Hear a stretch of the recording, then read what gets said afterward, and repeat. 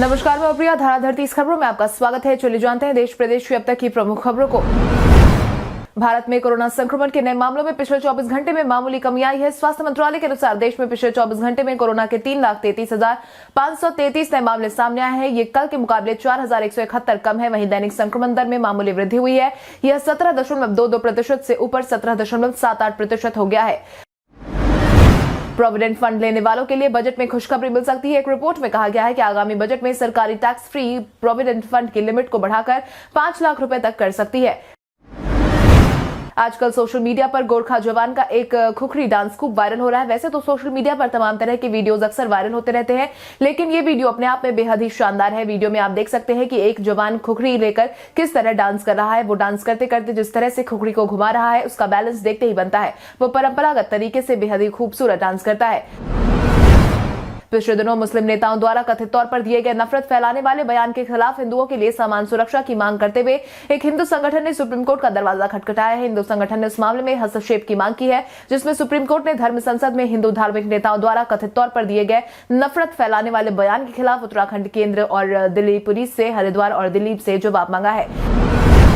Ukraine और रूस पर की गई बयानबाजी को लेकर आलोचनाओं के घेरे में आई जर्मन नौसेना के प्रमुख KHM शॉन बाख ने शनिवार देर रात इस्तीफा दे दिया। शुक्रवार को भारत में आयोजित एक कार्यक्रम में बोलते हुए वाइस एडमिरल शॉन बाख ने कहा था कि यूक्रेन क्रीमियो प्रायद्वीप को फिर से हासिल नहीं कर सकेगा, जिसे रूस ने 2014 में कब्जा कर लिया था। कश्मीर के गुलमर्ग तथा अन्य स्थानों में बीती रात हल्की बारिश हुई है और घाटी की अधिकतर जगहों पर न्यूनतम तापमान जमाव बिंदु से ऊपर रहा है। दिल्ली में 22 जनवरी तक 68 मिलीमीटर बारिश हो चुकी है, जो 1995 के बाद से सर्वाधिक है। 1995 में 69.8 मिलीमीटर बारिश हुई थी और सफदरजंग वेधशाला में शनिवार को सुबह 8 बजे तक 5 मिलीमीटर बारिश दर्ज की गई है।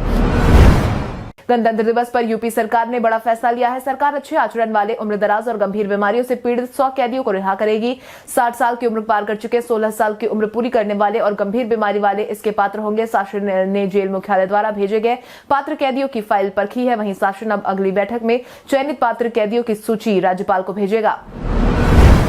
केंद्रीय गृह मंत्री अमित शाह ने इंडिया गेट पर नेताजी सुभाष चंद्र बोस की प्रतिमा स्थापित करने के प्रधानमंत्री नरेंद्र मोदी के फैसले का स्वागत किया है। इसके साथ ही उन्होंने देश के प्रति नेताजी के अविस्मरणीय योगदान को भुलाने के लिए कांग्रेस की आलोचना की है। गृह मंत्री ने ट्वीट कर कहा कि प्रधानमंत्री नरेंद्र मोदी ने ऐतिहासिक इंडिया गेट पर नेताजी की भव्य प्रतिमा स्थापित करने की घोषणा की है। पूरे देश के लिए ये बहुत अच्छी खबर है। पिछले दिनों अरुणाचल प्रदेश में लापता हुआ एक 17 साल का लड़का चीन में मिला है। PRO रक्षा तेजपुर लेफ्टिनेंट कर्नल हर्षवर्धन पांडे ने बताया है कि चीन सेना की तरफ से सूचित किया गया है कि उन्हें लड़के के बारे में पता चल गया है। वो इस समय चीनी आर्मी के पास है और उनकी वापसी के लिए कानूनी प्रक्रिया का पालन किया जा रहा है। सैनिक स्कूल संबंधिता को लेकर चल रही योजनाओं को लेकर रक्षा मंत्रालय ने शनिवार को कहा कि इस योजना के लिए 13 राज्यों और केंद्र शासित प्रदेशों के स्कूलों की प्रतिक्रिया कमजोर रही है और इस मामले में एक सक्रिय अभियान चलाने की जरूरत है। मंत्रालय ने एक बयान में कहा है कि ये 13 राज्यों और केंद्र शासित प्रदेश गोवा, मणिपुर, मेघालय, सिक्किम, त्रिपुरा, पश्चिम बंगाल, नई दिल्ली, अंडमान और निकोबार, चंडीगढ़, लक्षद्वीप, पुडुचेरी, लद्दाख और जम्मू कश्मीर है। भारत ने एक बार फिर बड़ी उपलब्धि हासिल की है। भारत दुनिया का सबसे बड़ा खीरा निर्यातक बनकर उभरा है। अप्रैल-अक्टूबर में $114 मिलियन से अधिक खीरा का और ककड़ी का निर्यात किया गया है, जबकि 2020-21 में $200 मिलियन से अधिक निर्यात किया गया है। प्रधानमंत्री नरेंद्र मोदी ने कहा कि कई जिलों ने कुपोषण पर बहुत अच्छा काम किया है, तो कुछ जिलों ने पशुओं के टीकाकरण पर बहुत काम किया है। उन्होंने कहा कि बिहार में जहां 30% पीने का शुद्ध पानी उपलब्ध था, वहां पर आज 90% तक नल से शुद्ध पानी पहुंच रहा है। छत्तीसगढ़ के सुकमा जैसे इलाके में 90% टीकाकरण हो गया है। कोरोना महामारी के दौरान स्वास्थ्य सेवाओं और फार्मा कंपनियों को काफी बढ़ावा मिला है। कई फार्मा कंपनियां अरबों का व्यापार कर रही है। इसी कड़ी में डोलो 650 टैबलेट के निर्माता कंपनी भी शामिल है। महामारी के दौरान ज्यादातर डॉक्टर्स की पर्ची में यह दवा शामिल है। पिछले कुछ हफ्ते में ओमिक्रॉन के मामले बढ़े हैं, जिसके बाद सोशल मीडिया पर फिर से डोलो 650 की चर्चा तेज हो रही है। डोलो पर मीम्स और पोस्ट भी शेयर किए जा रहे हैं। कोविड-19 महामारी डोलो 650 की 350 करोड़ गोलियां बिकी हैं। कोरोना वायरस और उनके नए वेरिएंट ओमिक्रॉन के बढ़ते मामलों और इसकी वजह से लागू प्रतिबंधों के कारण न्यूजीलैंड की प्रधानमंत्री जैसिंडा अर्डर्न को अपनी शादी रद्द करनी पड़ी है। न्यूजीलैंड की प्रधानमंत्री जैसिंडा अर्डर्न ने कहा है कि मैंने अपनी शादी को टाल दिया है। अगर किसी और के साथ भी ऐसा हुआ है तो मेरी हमदर्दी उसके साथ है। अगर आप सरकारी नौकरी की तलाश कर रहे हैं तो आपके लिए एक सुनहरा मौका है। Securities and exchange board of India की तरफ से असिस्टेंट मैनेजर समेत कई पदों पर आवेदन की प्रक्रिया 24 जनवरी 2022 तक जारी रहेगी। अगर आपने इस पोस्ट के लिए अप्लाई नहीं किया है तो आपके पास अभी भी अप्लाई करने का मौका है। उत्तर प्रदेश विधानसभा चुनाव के दौरान भाजपा नेता अनुराग ठाकुर ने इस बार फिर समाजवादी पार्टी पर निशाना साधा है। उन्होंने कहा है कि 10 मार्च के समाजवादी पार्टी ईवीएम पर आरोप लगाएगी और उन्होंने आज वो कहते हैं कि ये नया एसपी यानी कि समाजवादी पार्टी है, लेकिन मैं कहना चाहता हूं ये वही सच है जिससे जनता खफा है और 10 मार्च को अखिलेश जी कहेंगे ईवीएम बेवफा है। दिल्ली हरियाणा सीएम के पास टिकरी कला स्थित नेताजी सुभाष चंद्र बोस को संबोधन स्थल देश आजाद होने के बाद ये दोनों राज्यों के सीमावर्ती गांव के ग्रामीणों के बीच तीर्थ स्थल के रूप में कई यादें संजोए हुए हैं। यहां प्रतिवर्ष 23 जनवरी को उनकी जयंती के अवसर पर ग्रामीण उन्हें याद करने पहुंचते हैं। इतना ही नहीं, ग्रामीणों की आस्था को देखते हुए दिल्ली सरकार ने इस स्थल को आजाद हिंद ग्राम के रूप में विकसित कर दिया है, जिसमें उनसे जुड़ी तमाम जानकारियां उपलब्ध है। बीते कुछ हफ्ते से सुस्त पड़े आईपीओ बाजार में एक बार फिर से हलचल लौटने वाली है। लाइफस्टाइल उत्पादों से जुड़ी कंपनी फैब इंडिया की आरंभिक सार्वजनिक निर्गम आईपीओ के जरिए 4000 करोड़ रुपए जुटाने की योजना है। इसके लिए कंपनी ने शनिवार को बाजार नियामक सेबी के समक्ष आवेदन किया। भारतीय प्रतिभूति और विनियमन बोर्ड की मंजूरी के लिए पेश मसौदा प्रस्ताव के मुताबिक इस पेशकश में 500 करोड़ रुपए के नए शेयर जारी किए जाएंगे।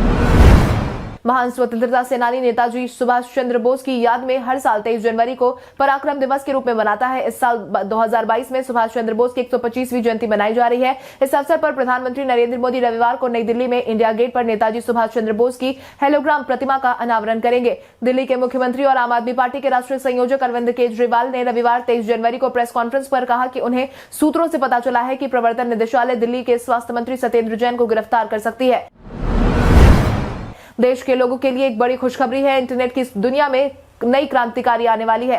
जियो 5G नेटवर्क को बहुत जल्द भारत में शुरू करने जा रहा है। जियो पहले चरण में भारत के 1000 शहरों में 5G नेटवर्क उपलब्ध कराएगा। कंपनी पिछले लंबे वक्त से 5G टेस्टिंग कर रही है। जियो का दावा है कि उसका 5G पूरी तरह से स्वदेशी तकनीक पर आधारित है।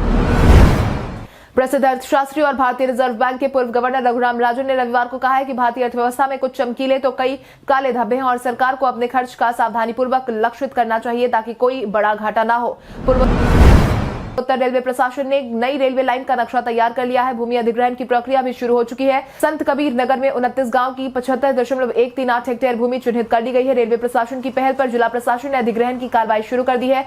सिद्धार्थनगर जिला प्रशासन ने भी भूमि अधिग्रहण के लिए अधिसूचना जारी कर दी है। प्रथम चरण में खिसराहा, बांसी, डुमरियागंज, उतरौला में भूमि का अधिग्रहण होना है। बांसी तहसील में कुल 93 हेक्टेयर भूमि का अधिग्रहण किया जाना है।